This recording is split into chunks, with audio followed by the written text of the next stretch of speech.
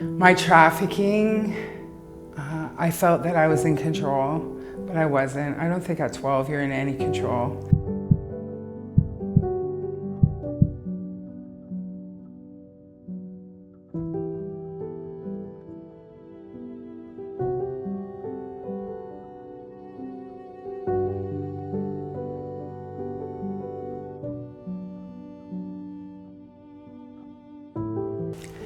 So my given name is Bridget Perrier, but my name is Waseakwe.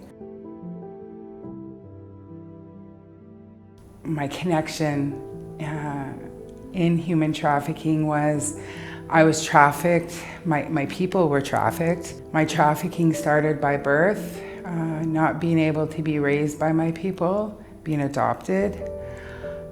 My exploitation started at the age of 12. I had what we would call a failed adoption, and my parents had 5 other children at the time, and it was I had been sexually abused by a family friend and by the priest. I was acting out. So what basically was told to my parents was that 97% of Indigenous adoptions are failed, and that I was just one of those kids that failed. Was then put in a child welfare run group home for discipline.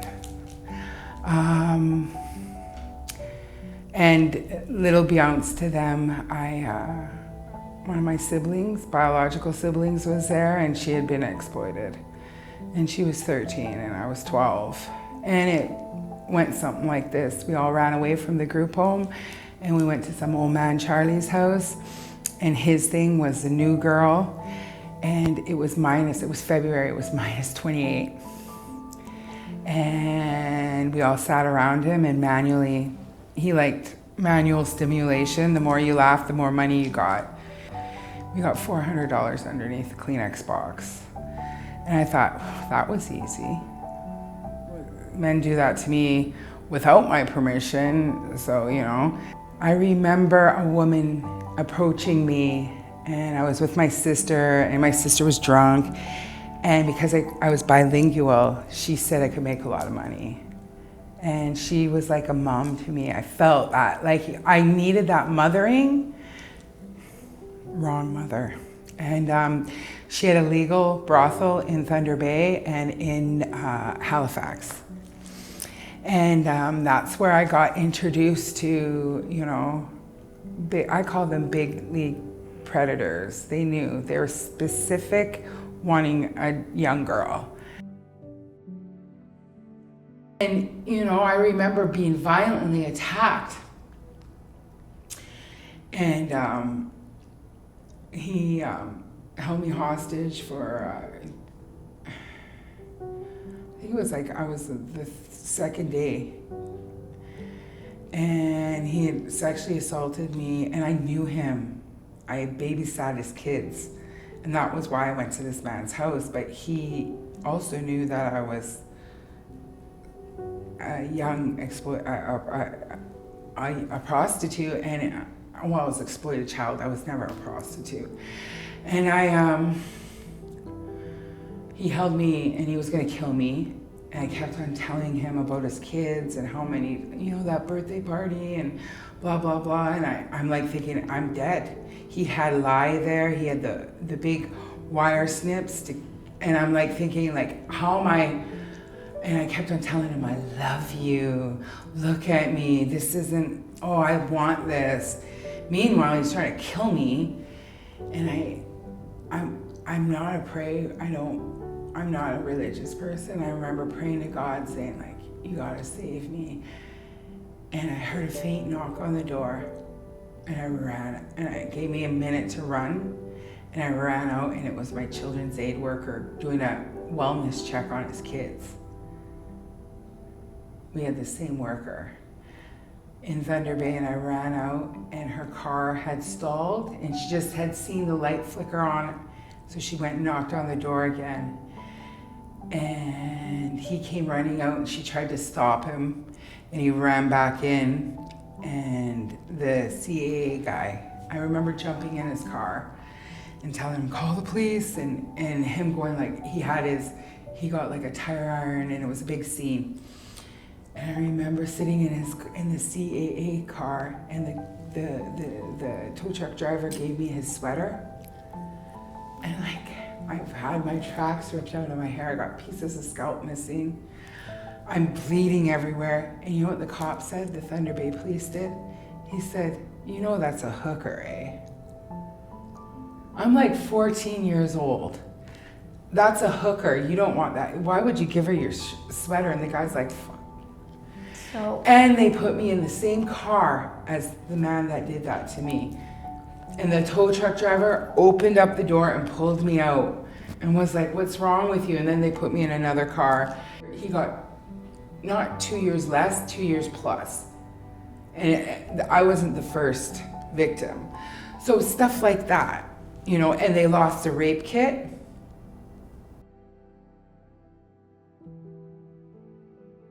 I'm triggered by smells. I hate the smell of certain aftershaves. I don't like certain types of men. I'm very cautious. It's affected me in my intimate relationships, my partner, you know, to this day. So, you know, even though I felt that I was in control, I don't think I understood what I was getting into. I would recruit girls out of foster care, out of the Young Offender Center. That was the easiest place to get them.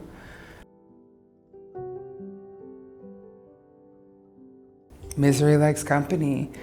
You know, I can't sit here and say I was like the ultimate little victim, because in a way I see a lot of girls like me, and I see them totally let down by law enforcement because they have an ideology that they're bad, but they're not. They're the most broken of the broken.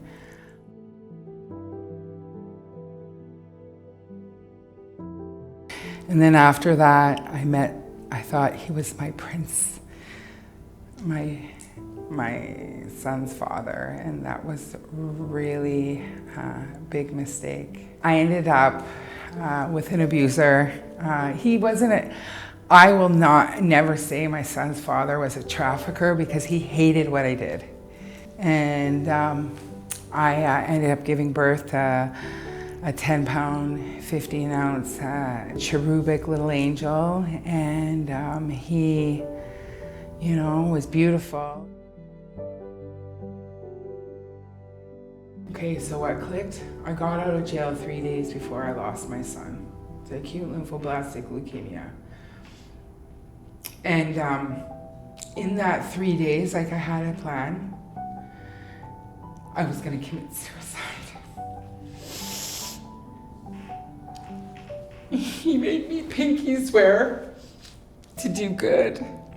And here I am, and I screwed up royally as mom. He needed his mom, and his mom was fucked up. So I was done. And I remember I was looking at doing like probably 4 years, and I knew I had to go. And I remember seeing my doctor, my OBG, whatever doctor, and this is after Tanner died. And the day when my son died, I didn't commit suicide. My brother wouldn't leave me alone, so I went to the doctors after, and he said, I'm scheduling you for a hysterectomy. And I was like, what? And he's like, yeah, like you have endometriosis. It's like, it's only gonna get worse. It's gonna turn into fibroids and uterine cancer. And I'm thinking, I just lost a kid. I'm like, sign me up. And I ran. I had to run from my charges, which was a smart thing.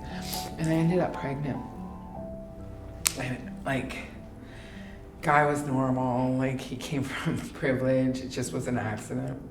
I gave birth, and I had my daughter at 30 weeks, and the doctor knew. I just was honest with him. I'm like, I have a Canada-wide warrant. They're gonna like take my baby. And he's like, no, they're not. You're doing good. And with that support and nurturing, I was able to give birth. And I remember I lived in a transitional house and I was trying to breastfeed my baby. And the elder was watching me, and she's like waited for everyone to leave the room, and she's like, were you a hooker? And I said, yeah. And she's like, me too. And I was like, oh. And she's like, that baby needs you to sustain herself. You have a preemie baby. You need to feed her your dodosh. And she spoke, and she was like, you can't tell anyone here, any of these workers, because they will judge you. Be careful who you share your experience with. And I thrived. I got into supportive housing. I ended up meeting a single dad, and we became a family structure. And he had 2 little girls. I had to go get his kids, and I went out to BC. I flew out. I still have my warrant, but I flew out to BC to get his daughters from child welfare. And I met Brenda Wolf, and I went and got the kids. And she was in bad shape, and I got my daughters, and I brought them home to their dad. And I had a 1-800 number, and I told her, you call, don't worry, he's at work, call at this time, we'll talk. And the calls, and then one day the calls stopped, and I just had a bad feeling because my sister was up there, and I'm like, can you go look for Brenda? She works at the Balmoral Hotel, blah, blah, blah. And my sister's like, they haven't seen her. There's missing posters everywhere. And I was, I think, 6 months pregnant when we were told that her jawbone was found in Picton's farm. And I had to explain to my kids. And it was really hard. It was hard because I raised Picton victim orphans, and I seen, I really wanted to raise healthy young women. Like, I was raising women and First Nations women, and I really wanted to make sure that my kids were good. And we started advocating for, my daughters, and that they weren't just Brenda Wolf's. They weren't Picton orphans. And then I went to school and I got my education, which is the key. Education, and in getting educated, I ended up winning an award, was recognized YWCA Women of Distinction Award. And I thought, okay, I have a platform. I'm gonna come out as a survivor. It's never been said. And I remember the YWCA asking for my speech. And my adopted mom, my mom and me just looked at him and she goes, I gotcha. And she wrote a generic speech, I think my parents, God, blah, blah, blah. And I just started, I gave every woman that was murdered in the sex trade a platform. I said their name, and I said, this award's for them. See, we're handed this pretty woman effect and all that. It's not like that. It's never romanticized, believe me. So I knew, and I had to stand in my truth. And my truth is where, I had to speak from my heart.